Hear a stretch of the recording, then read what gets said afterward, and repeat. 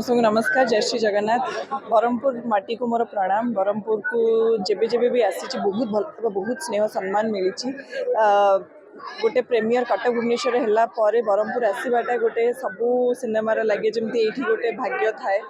ये जब सिनेमा चलला ताले सिनेमा सुपरहिट बोली अनाउंस करा जाए तो ये जो मात्रा रे भल पाइबा आमे पाइलु। आम पाखे खबर पहुँचला जे रजर ये हाउसफुल चलता पायल गायत्री रे से भाविलु जे रज सरू सरू आगे ये आसिक आप समस्त मैंने ब्रह्मपुरवासी मानक देखा करूँ से आज आसिक ये पहुँची जाइए। समस्त को अनुरोध करी 12 जून सिनेमा रिलीज हो सारी जल्दी जल्दी जातु टिकेट्स बुक करूँ सिनेमा को देखु। सिनेमा विषय अधिक किसी कहबेनि सिनेमार रिव्यूज आप निजे पढ़े जानीपारे।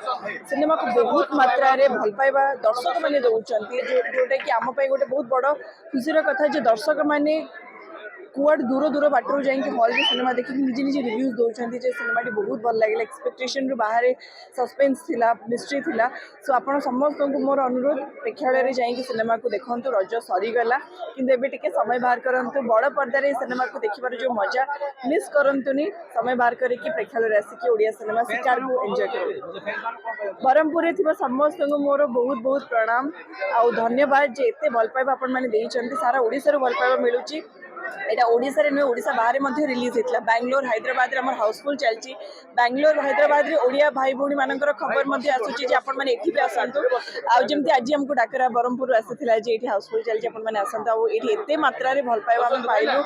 बहुत बहुत धन्यवाद ठाकुरन के पाखे जेते धन्यवाद कहले कम हम सब ठाकुरंकर माने आशीर्वाद ए सिनेमा ऊपर रही। तो समस्त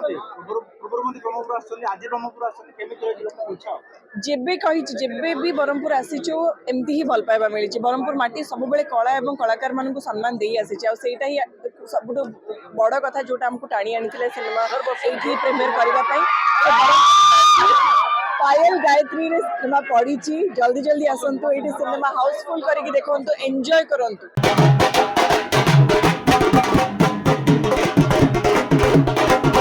अधिक खुशी लगुच कारण मु मो शाशु घर को आसी माने एटा मोर सेकेंड घर कहले चले। तो यही आसिक जो भल पाइबाटा मिली थिला किंतु एते मात्रा रे केबे मिली नथिला।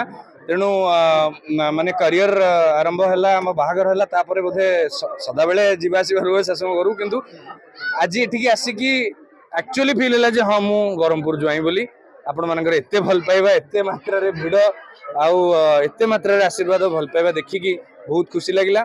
शिकार फिल्म रिलीज तो हो सारी ब्रह्मपुर ठू बहुत बढ़िया रिस्पांस भी आसी। मोर पायल हॉल आउ गायत्री रे रिलीज होती एंड एपर्यंत सब गुड़ा शोज हाउसफुल जाऊँगी से बहुत बहुत धन्यवाद। आप प्रूव करदेले एक्चुअली मु ब्रह्मपुर जुआई बोली एते भल पाइबा दौरान। तेणु एमती भल पाइबा रखि था। एबे जदि रज सजबाज सरी गलानी टाइम काढंतु आउ आपन नियरेस्ट थिएटर जोटा भी आपन सुविधा हो गायत्री हो कि पायल हो। पायल तो एते सुंदर हॉल मु आसी नथली केबे आगुरु आज फर्स्ट टाइम आसी एते सुंदर हॉल एते कंफर्टेबल। पायल आसंतु किंबा गायत्री जानतु बट जानतु शिकार भरी भरी की जाइकी शिकार देखिक आसंतु। धन्यवाद। स्टोरी विषय रे आज्ञा मु किछि कहिबिनी रिलीज हो सारे 12 तारिख रु आपण माने रिव्यूज पढ़ंतु आपण माने शिकार टाइप करके खाली वीडियोस देखंतु आ लोकंकर फीडबैक आ रिव्यू पढ़ंतु। पब्लिक को यह मेसेज जे जीवन रे हमें केबे केबे शिकार हो और केबे केबे शिकार करिया को भी पड़ी थाए। तेणु से मेसेजटा आपन को क्लियर हो जिवो आपण सिनेमा आसिक देखिले।